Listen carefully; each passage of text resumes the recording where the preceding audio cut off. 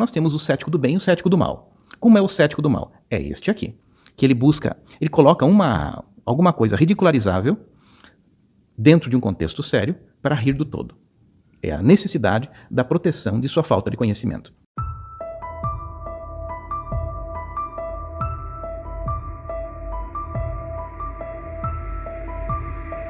Ceticismo e ateísmo são coisas completamente distintas. Ateísmo é ateos, é a negação de Deus. Então, é um princípio que diz respeito à religião. Então, hoje nós não vamos falar de teísmos ou ateísmos, nós vamos falar de ceticismo. Hoje em dia, alguém rotular-se cético nos meios mais informados é passar vergonha. Hoje em dia, quem, em um meio de pessoas mais instruídas, dizer que é cético, ela estará um pouco em maus lençóis. Hoje não tem como alguém ser cético e informado ao mesmo tempo. Não, hoje em dia não tem como. Porque o ceticismo, via de regra, eu estou falando do ceticismo normal. Ceticismo normal. É como, por exemplo, lavagem de dinheiro. Quem quer ter o seu dinheiro lavado é porque tem muito dinheiro sujo. Então ele pega esse dinheiro sujo, mistura com dinheiro limpo, um dinheiro que passou por um crivo fiscal, mistura os dois e cria uma apresentação lícita de modo que possa enganar a todos e ele se sair bem. É como lavagem de dinheiro. O ceticismo, ele faz mais ou menos a mesma coisa ao inverso. Então, no fundo, o cético, ele busca ridicularizar o conhecimento. Então, como ele faz para ridicularizar o conhecimento? Ele pega alguma coisa que é notoriamente ridícula, um fato ridículo, e ele mistura com uma série de assuntos sérios. Então ele tenta, a partir disso, nesse conjunto todo, criar um ar de ridículo. Então ele pega um assunto realmente ridículo, mistura com assuntos sérios para ele dar risada do todo. Ele faz tudo isso que é para proteger a sua falta de conhecimento. Então o cético ele faz isso. Então ele faz isso de uma forma explícita ou implícita. Você está falando de um assunto extremamente sério e documentado. Aí ele de repente pode falar assim, mas e o João de Deus? Mas e o ET de Varginha? E o Saci Pererê? Então o objetivo dele é, como ele busca a ridicularização, ele vai pegar uma informação ridícula, misturar com informações documentadas para ele rir do todo. Esse é um artifício que ele utiliza o tempo todo, porque ele precisa proteger a limitação intelectual dele. Não é? Ele precisa proteger essa limitação a todo custo. Então, no fundo, o que existe por trás disso é medo. Por que ele precisa proteger a sua condição intelectual? Porque se ele começar a colocar novos conceitos, ele vai precisar se reposicionar. Reposicionar é sair do seu campo de controle, sair da sua zona de conforto. E o que ele menos quer é sair da sua zona de conforto intelectual.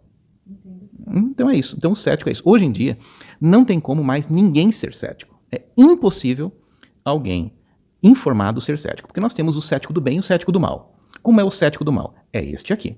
Que ele coloca alguma coisa ridicularizável dentro de um contexto sério para rir do todo. É a necessidade da proteção de sua falta de conhecimento. Este é o mais comum. Isto geralmente acontece em rodas sociais ou em conversas onde você não vai aprofundar nada. E aí acaba tudo ficando ridicularizado. De repente você está falando de ufologia, ela vem com uma história.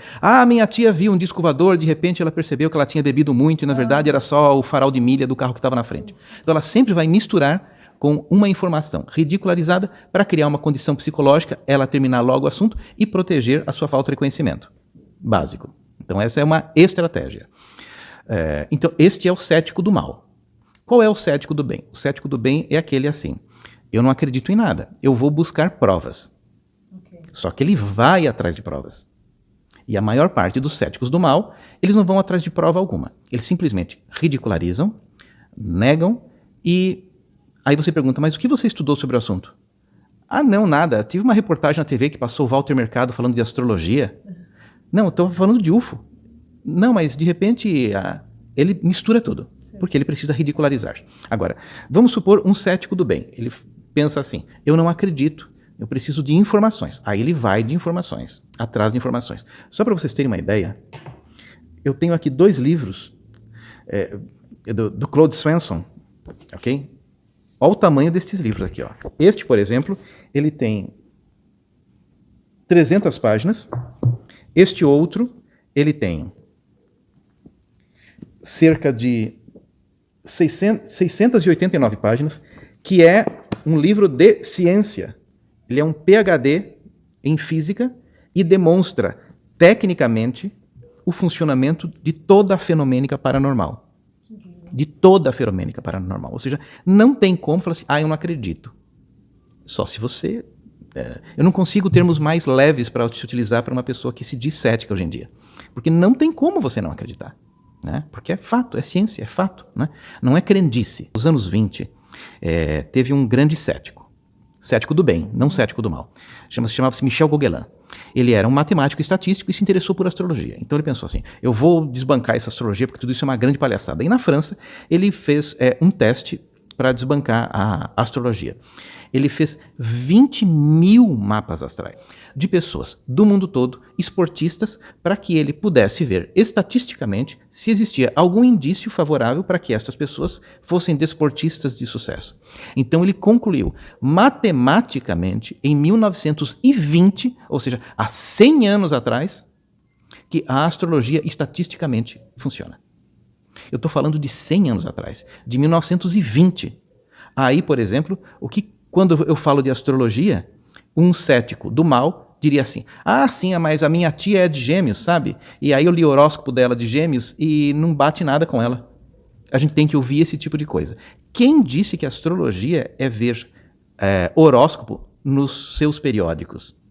Entendeu? Então, o cético ele faz questão de estar no mundo muito supérfluo para ele rir, no fundo, de seu próprio desconhecimento. Nossa. Ok? Aí você pergunta, Einstein era cético? Não. Niels Bohr era cético? Não. Tesla era cético? Não.